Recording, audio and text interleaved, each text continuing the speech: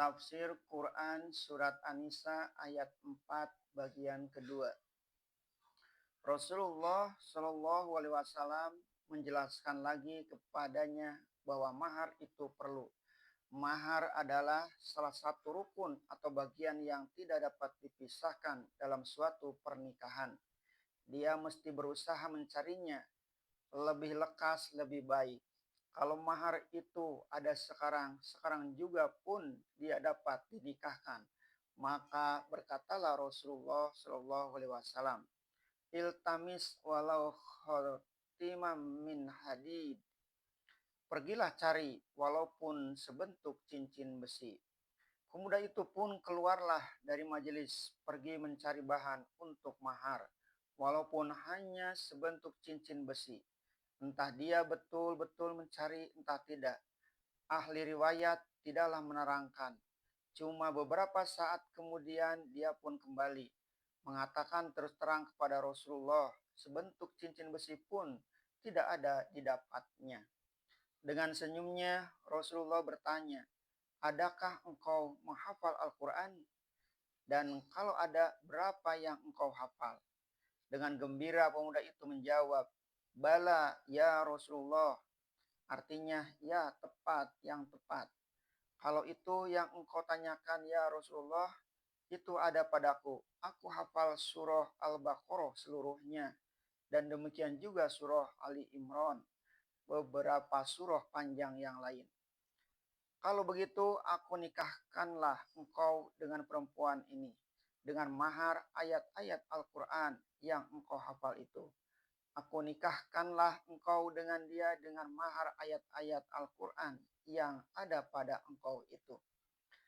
Perempuan itu pun sekali-kali tidak membantah. Dia terima dengan senang hati apa yang telah diputuskan Rasulullah Shallallahu Alaihi Wasallam. Sebab menyerahkan diri yang dia maksud bukanlah semata-mata supaya Nabi yang memperistrinya.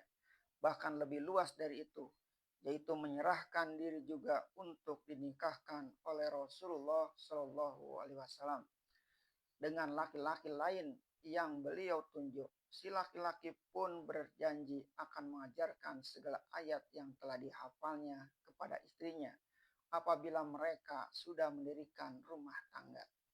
Keluarlah mereka dari dalam majelis Rasul dengan muka berseri-seri karena rasa bahagia dapat mengisi perintah agama, yaitu taat kepada Rasul atas putusan yang telah beliau keluarkan, dan yakin bahwa apa yang telah diputuskan Rasul lebih baik bagi mereka untuk selama-lamanya. Di sini nyatalah bahwa kita dapat menerima pendapat setengah ahli-ahli fikih bahwa mahar atau sodak atau sodukot atau mas kawin adalah iwad, ganti kerugian atau harta kehormatan yang menyebabkan farj perempuan yang semula haram menjadi halal. Teranglah sekarang bahwa sodak adalah tanda rumah tangga yang mulai didirikan atas dasar kejujuran. Dengan mengingat bahwa rumpun kata sodak dengan kata sidik dan sodakoh adalah satu. Dan artinya pun adalah satu, yaitu kejujuran. Sesuailah dengan isi pesan Rasulullah SAW kepada setiap laki-laki agar memelihara istrinya baik-baik dengan jujur dan setia. Sebab perempuan adalah amanah Allah di atas pundak suaminya. Dengan kalimat Allah, kehormatan perempuan menjadi halal bagi si laki-laki. Kalimat Allah lebih mahal daripada penilaian cincin besi atau ayat Al-Quran atau dinar Islam emas dalam beratus-ratus talam emas. Di bawah semerbak bau anbar dan kesturi, teringat pula kita salinan yang indah atas kata sodak di Indonesia. Orang-orang Melayu Sumatera Timur menamai mahar atau emas itu uang jujur, bukan ganti kerugian, kehormatan, atau iwad sebagai kata setengah ahli fikih. Sebaliknya, apabila intisari maksud sodak dan nihlah tidak diperhatikan lagi dan iman kepada Allah tidak lagi menjadi patri suatu pernikahan, sehingga menikahkan seorang anak perempuan sudah dipandang menjadi suatu perniagaan. Meminta mahar yang tinggi tidak terpikul oleh laki-laki yang meminang. Pada waktu demikian akan sulitlah pernikahan. Padahal Rasulullah menyuruh mempermudahnya.